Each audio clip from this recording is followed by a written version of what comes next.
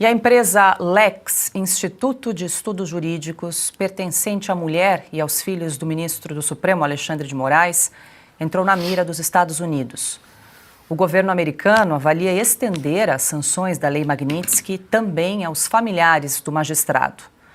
O Instituto é dono de 11 imóveis, cujos valores declarados somam mais de 12 milhões de reais, incluindo residências em São Paulo e apartamentos em Campos do Jordão.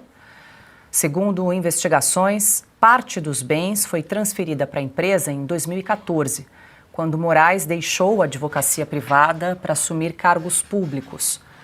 Até o ano passado, o Instituto era dono de um apartamento de alto padrão no Guarujá, vendido por mais de R$1 milhão. Além disso, possui 2 coberturas num condomínio de luxo em Campos do Jordão, compradas por R$4 milhões cada. Piotto, essa informação de que o governo americano estaria mirando familiares do ministro Moraes não é nova. A gente já tem falado isso há algum tempo, desde que a Magnitsky foi aplicada em relação ao ministro. É algo, claro, que eles devem estar cogitando, porque um dos objetivos, aí me corrija se estiver errado, da aplicação da Magnitsky é asfixiar financeiramente o sancionado. Logo, se ele tem empresa de advocacia, onde trabalham os filhos, a mulher, empresas, claro que os Estados Unidos estariam ali também de olho em formas, né, do ministro burlar, não sei se seria essa a melhor palavra, né, as sanções da Magnitsky. As duas principais razões para a aplicação da lei Magnitsky são corrupção.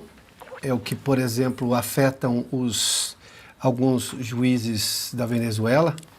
Primeiramente foram as sanções, depois também a Magnitsky, e crimes contra direitos humanos.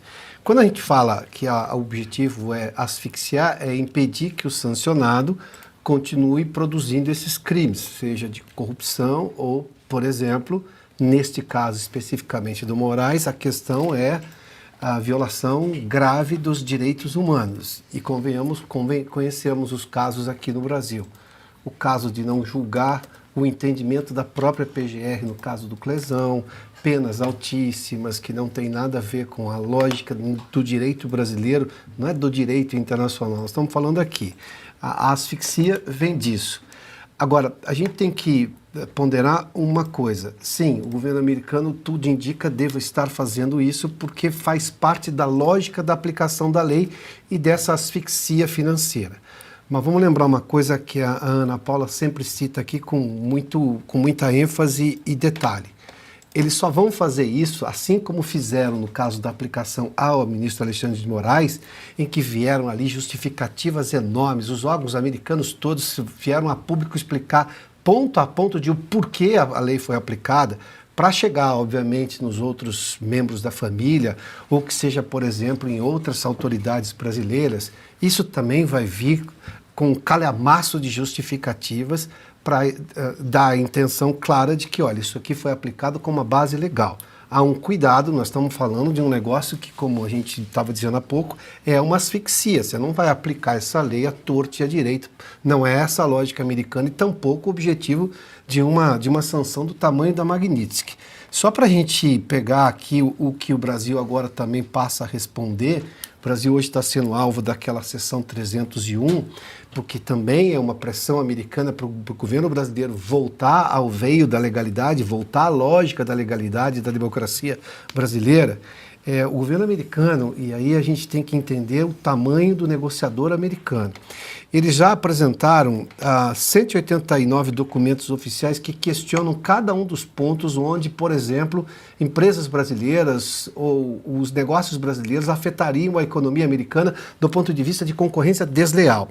75 missões hoje, ou submissões, estão a trabalho do governo americano. Os setores, mesmo os setores americanos que discordam num ponto de outro, se juntaram porque agora é uma defesa do interesse comum americano. Sabe qual foi a justificativa, a defesa brasileira? A gente vai trazer hoje no programa, me permita já me antecipar aqui no Oeste Negócios, o doutor Aragão, que falou conosco sobre a Magnitsky. O Brasil apresentou 23 tentativas totalmente fragmentadas. E olha que o Brasil, isso é bastante importante citar, o Brasil já foi considerado pelos próprios americanos um negociador muito competente e duro. Isso vem ainda da gestão do governo Fernando Henrique Cardoso lá atrás. Quando ele era, inclusive, ministro de Relações Exteriores do governo Itamar, houve uma mudança na diplomacia técnica brasileira, negociadores foram formados, a gente conseguiu, inclusive, o direito de sancionar os americanos na questão do algodão, numa disputa na Organização Mundial do Comércio. É tudo isso que o governo Lula, com esse Itamaraty completamente desviado das suas funções, porque o Itamaraty tem uma história de competência e de bom preparo, hoje, tanto que o governo foi lá e apresentou até agora 23 tentativas fragmentadas. O Alckmin, em tese, é o líder dessa negociação, sendo que nós temos negociadores muito mais competentes. Mas essas pessoas parece que foram escanteadas ou delas foi tirado o poder de fazer a negociação em nome do interesse brasileiro. Mas aí nós estamos falando de mais um descalabro do governo Lula e por aí vai, né? O que nós temos agora, voltando só ao ponto que você perguntou da Magnitsky, o que me parece muito claro é sim, a investigação prossegue, eles querem saber se a lei realmente vai ser aplicada, já perguntaram aos bancos brasileiros e vão ver quais seriam as tentativas de, abre aspas, sobrevivência do ministro sancionado, quem está ajudando teoricamente vai ser sancionado, porque senão a lei não faria sentido. Mas tudo isso vem muito bem embasado. Vamos só lembrar, quando saiu a Magnitsky contra Alexandre de Moraes, os órgãos do governo americano vieram a público explicitar ponto a ponto de onde estavam as violações que justificaram a aplicação da lei.